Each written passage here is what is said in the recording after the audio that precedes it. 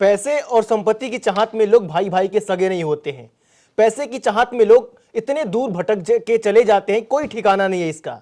लेकिन भंते जी, बुद्धिज्म में ऐसे क्या चीज है कि गौतम बुद्ध ने अपनी संपत्ति छोड़ के जंगल की तरफ चले गए? अभी हाल ही में मलेशिया के टेलीकॉम के दिग्गज माने जाने वाले कृष्णानंदन के बेटे जो 40,000 करोड़ की संपत्ति छोड़कर बुद्धिज्म अपना लिए। तो आखिर बुद्धिज्म में ऐसी क्या चीज है कि लोग पैसे का लोभ, संपत्ति का लोभ, जो आज के जमाने में सबसे ज्यादा सबके अंदर बसा हुआ है, उसे ही त्याग देते हैं? बौद्ध धर्म की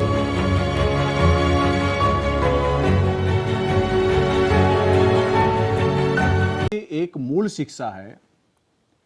वो कहती है कि जितनी भी संपदा है, धन है, दौलत है, शोहरत है, पद है, प्रतिष्ठा है, ये आपको बाहर की ओर खींचती है, बाहर वस्तु से लगाव पैदा करती है, आसक्ति पैदा करती है। और जब तक वो संपदा, वो वस्तुएं, वो धन आपके पास है तो आप ऐशो आराम से जी रहे हो। जैसे वो आपसे कम होना शुरू हो जाता है या वो आपसे दूर जा रहा हो तो आप बौखला जाते हैं, हड़बड़ा जाते हैं, और फिर आप अपने के दुश्मन बन जाते हैं। भाई भाई का दुश्मन हो जाता है, दोस्त दोस्त का दुश्मन हो जाता है, यहां तक कि संसार में वो सबका बैरी बन जाता है। क्योंकि उसके भीतर जो ऐशो आराम थी, शांति थी, जो आनंद था, वो बाहर की वस्तु से, संपदा से मिल रहा था। पर बुद्ध ने ऐसी खोज करी कि तुम्हें मैं ऐसा आनंद दूंगा, ऐसा सुख दूंगा, ऐसी शांति दूंगा कि उसको कोई छीन नहीं सकता, उसको कोई लूट नहीं सकता। तो बुद्ध की जो शांति है, जिस शांति को, जिस सुख को हम बाहर धन से पाते हैं, यानी 40,000 करोड़ की संपत्ति को लेकर जिस सुख को भोग रहा था आनंद कृष्णा के बेटे वैन जॉन सेरिनपानो, उस सुख की खोज जो है, बुद्ध ने कहा कि इससे भी 10 गुना सुख मैं तुम्हारे भीतर खोज के दूंगा। तो जब ये ज्ञान उनको हुआ तो उनको लगा कि यार, धन धरती के कारण तो हम भाई भाई के दुश्मन हो गए, दोस्त के दुश्मन हो गए, अपने मित्रों के दुश्मन बन गए। पर बुद्ध ने तो ऐसी शांति बताई है, ऐसी मैत्री भावना बताई है कि एक तो छिनेगे नहीं और किसी के बैरी नहीं होगे। तो इसको लगा कि 40,000 करोड़ की संपत्ति को भी छोड़कर अगर मुझे वो सुख मिल जाए, वो शांति मिल जाए जिसमें मैं सदा ही बना रहूं और मेरे रिश्ते, मेरे रिलेशनशिप हमेशा कायम रहे, उससे अच्छा मार्ग मेरा दूसरा कोई नहीं हो सकता। इसलिए जैसे सिद्धार्थ गौतम ने आज से 2500 वर्ष पहले अपना पूरा राज्यपाट छोड़ दिया था, उस समय के सबसे धनवान माने जाने वाले राजा शुद्धोधन के पुत्र थे, और पूरे एरिया में ये पूरा हर्षोल्लास से खुशी मनाई गई थी जब सिद्धार्थ का जन्म हुआ। पर सिद्धार्थ 29 साल की आयु में आकर वो सारी संपदा को, सारी धन धरती को, सारी शोहरत को छोड़कर चले गए। मतलब आपके कहने का मतलब ये है कि एक तरफ जहां दुनिया पैसे की चाह में भाग रही है, तो पैसे से जो खुशी मिलती है, इससे भी बड़ी खुशी है कुछ? बिल्कुल, ये खुशी बड़ी इसलिए क्योंकि इसका एक सिंपल सा एग्जाम्पल है कि जो आपके पास शोहरत है, दौलत की जो खुशी है, वो खुशी वैसे जैसे तालाब का पानी। तो तालाब का पानी जब तक है तब तक तो आपको लग रहा है कि पानी से भरा हुआ है, पर वो परमानेंट नहीं हैगा, वो सूख जाएगा, वो दुर्गंध देने लगेगा, वो सड़ जाएगा। पर बुद्ध के जो आनंद की खोज है, जो सुख की खोज है, वो कुएं के पानी की भांति है। कुएं का पानी जब अपने भीतर से पानी का स्रोत निकालना शुरू कर देता है, वो सदा परमानेंट हो जाता है। उसे फिर चिंता नहीं है ये सूखेगा या सड़ेगा या दुर्गंध देगा, या ऐसे कोई इसमें से पानी निकालेगा तो कम हो जाएगा। कुएं का पानी से जितना भी पानी निकाला जाए उसमें उतना ही पानी और आ जाता है।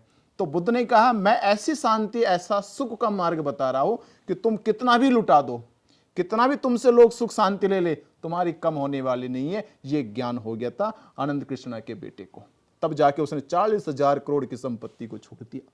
अगर ऐसे सभी लोग पैसे से मुंह को खत्म करने लगे, पैसे से दूरियां बना ले, तो फिर अशांति एक तरह से और ना फैल जाएगी? क्योंकि लोग पैसे के बगैर हॉस्पिटल में अपनी जान दे देते हैं, बहुत से लोग बेड पे तड़प तड़प के पैसे के बगैर मर जाते हैं। क्योंकि उन लोगों ने अपनी कला को, अपने हुनर को बेचना शुरू कर दिया।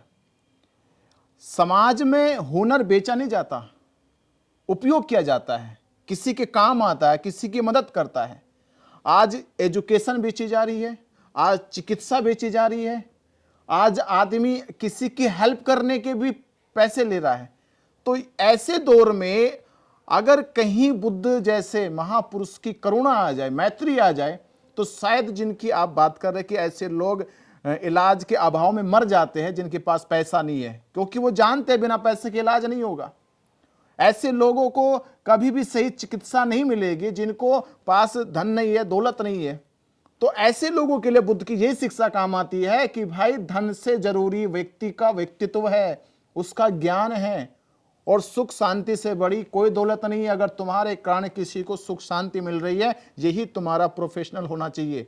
धन कमाना प्रोफेशनल नहीं है, किसी के काम आ जाना प्रोफेशनल है। ये शिक्षा जब संसार में, भारत में आ जाएगी, तब जाकर हम भारत को भी विश्व पटल पर एक विश्व गुरु का दर्जा दिलाएंगे।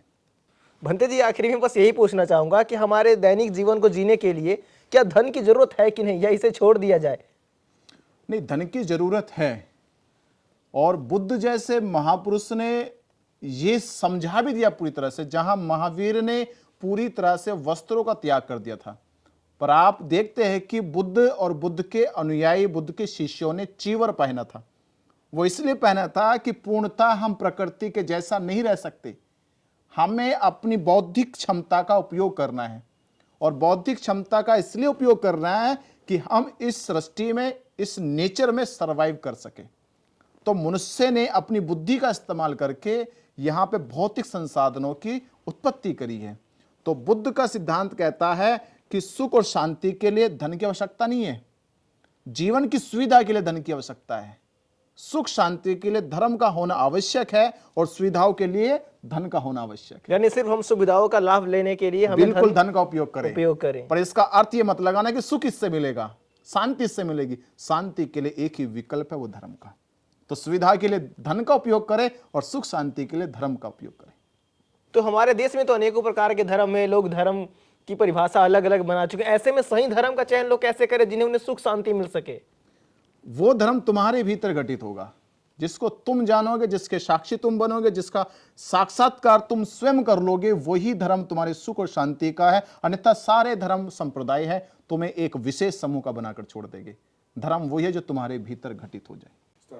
संभल में कई दिनों से भंते जी मंदिर मस्जिद की लड़ाई चल रही है। जो मस्जिद पहले से स्थापित थी उसको बताया जा रहा है कि वो हरिहर मंदिर है, लेकिन देखा जाए तो ये मामला कोर्ट का है, मुस्लिम लोगों का है, हिंदू लोगों का है। तो इस बीच में एससी एसटी ओबीसी के लोग क्या कर रहे हैं? क्योंकि उनके देखा जाए तो उनका भी तो बहुत पुराना मामला है, कभी वो लोग वहां नहीं देखने जाते हैं। जैसे अभी देखा जाए तो बौद्ध बिहारों पे ऐसे मुद्दे पे अपने लोग चुप है, लेकिन इनके बीच क्यों पिस रहे हैं? असल में यह है कि हमारे लोग अपने मुद्दे पे आना नहीं चाहते, क्योंकि इनके पास अपना ठोस मुद्दा है नहीं है। ये केवल ऐसे है जैसे कि बिन बुलाए मेहमान, जैसे किसी के अब्दुल्ला की शादी में बिन बुलाए मेहमान चले जाते हैं। तो ये वही घटना है कि हमारे जो एससी एसटी ओबीसी के लोग हैं, जो अंबेडकर राइट्स लोग हैं, उनको देश में दिखना चाहिए कि आपके बुद्ध विहार पे भी कब्जा हुआ है, आप उसकी लड़ाई तो नहीं लड़ रहे। बौद्ध गया में 1949 से ब्राह्मणों का कब्जा है। हमने कितने आंदोलन अपने बुद्ध विहार को मुक्त कराने के लिए लड़े, यहां तक कि ना तो हमारी राजनीतिक पार्टी आई है, ना हमारी सामाजिक पार्टी आ रही है। जैसे तैसे भी उसकी लड़ाई लड़ी गई है तो बौद्ध भिक्षुओं के द्वारा लड़ी गई है। पर जैसे संभल और हरिहर मंदिर का दावा वहां पे किया गया कि हिंदुओं के पक्ष की तरफ से हरिहर मंदिर होने का दावा किया गया है, मुसलमानों की पहले से मस्जिद वहां पे है, और बीच में कोर्ट ने कह दिया कि इसकी जांच पड़ताल होने के बाद इस पे कोर्ट अपना डिसीजन निर्णय लेगा। उसी के बीच हमारे लोग बिन बुलाए मेहमान की तरह घुस जाते हैं। भाई बताओ, तुम्हारी मस्जिद नहीं है, तुम्हारा मंदिर नहीं है, मस्जिद में तुम्हें नमाज नहीं पढ़नी है, मंदिर में तुम्हें आरती नहीं उतारनी है, आपका तो बुद्ध विहार है और आपके बुद्ध विहार पे ब्राह्मणों का कब्जा है। अगर लड़ाई लड़नी तो ब्राह्मणों को अपने बुद्ध विहारों से बाहर निकालो, तो तब समाज तुम्हारे साथ खड़ा होगा। अब तुम दूसरे के झगड़ों में जाकर अपने समाज के लोगों का, नौजवानों का सिर फुड़वा रहे हो, मुकदमे लगवा रहे हो उनके ऊपर। तुम्हें फायदा क्या होगा? तुम्हारे नौजवान तो जेल चले जाएंगे, तुम्हारे नौजवानों के ऊपर तो जुल्म अत्याचार हो जाएगा। तुम्हें मिलेगा क्या? या तो मस्जिद मुसलमानों को मिल जाएगी, या मंदिर वो हिंदुओं को मिल जाएगा। तुम्हें क्या मिलेगा? घंटा भाई वहां पे। अगर तुम्हें कुछ लड़ाई लड़नी है तो मंदिर मस्जिद की नहीं, अपने बुद्ध विहारों की लड़ाई लड़ो, और मैं समाज के उन राजनेताओं से भी, उन सामाजिक संगठनों से भी ये निवेदन करूंगा कि लड़ाई को बौद्ध विहार की ओर लेके चलो। जी, आखिर उन लोगों में इतनी हिम्मत कैसे आ जाती है कि वो लोग बौद्ध विहारों पर कब्जा करके मंदिर बनाए बैठे हुए हैं, और ये हमारे लोगों में इतना डर कैसे बसा हुआ है कि जो चीजें मंचों पे कहते हैं कि हमारे बौद्ध विहारों पे कब्जा हुआ है, लेकिन आज देखा जाए तो आंखों के सामने कब्जा हो रहा है, फिर भी हमारे लोगों में इतना डर कैसे है कि वो कुछ ना बोल रहे हैं। नहीं बोल रहे हैं, पर जो हमारे यहाँ की जो मंदिर पे कब्जा करने की जो प्रक्रिया है वो राजनीतिक है। अगर वो सामाजिक होती तो समाज कब का अपने मंदिरों को ले लेता। असल में समाज संविधान का पालन करता है, लोकतंत्र का सम्मान करता है, और ये सरकार की गलती थी 1949 एक्ट के दौरान जो सरकार ने की थी। अब हमारी अपील केवल सरकार से है, कोर्ट से है कि कोर्ट और सरकार हमारी इस अपील को सुने कि जिस प्रकार हिंदुओं की भावनाओं का सम्मान किया गया है, उनको राम मंदिर उनके पक्ष में का फैसला सुनाया गया है, वैसे ही भारत के बहुसंख्य बौद्धों का सम्मान किया जाए और बोध गया के पवित्र मंदिर का फैसला या उसको ब्राह्मणों से मुक्त करके भारत के बहुसंख्य दलित बुद्धिस्टों को वो मंदिर सौंप देना चाहिए। उसकी लड़ाई लड़ी जा रही है और धीरे धीरे 2000 इस आने वाले 25 में जरूर हम बोध गया मंदिर पे भारत का बहुसंख्य बुद्धिस्ट दलित समाज जरूर उसमें प्रवेश करेगा। हमारे channel constitution like, share, subscribe देखना मत भूलिएगा। जय भीम, जय भारत, जय संविधान। नमो बुद्धाय। धन्यवाद। चैनल आर्थिक समस्या से गुजर रहा है। अगर आप बहुजन समाज में बाबा साहेब अम्बेडकर और तथागत बुद्ध की विचारधारा को अधिक से अधिक लोगों तक पहुंचाना चाहते हैं तो हमें आर्थिक सहयोग प्रदान करें, ताकि हम अपने चैनल के माध्यम से देश विदेश में समता, बंधुता, एकता और संवैधानिक अधिकारों को ज्यादा से ज्यादा लोगों तक पहुंचा सकें। आप अपनी सहायता राशि नीचे लिखे खाते में जमा करा सकते हैं। खाता धारक गौतम रत्न, खाता संख्या 3169576865 IFSC कोड SBIN 00603336, बैंक भारतीय स्टेट बैंक। आप हमारे बैंक खाते का विवरण स्क्रीन पर भी देख सकते हैं।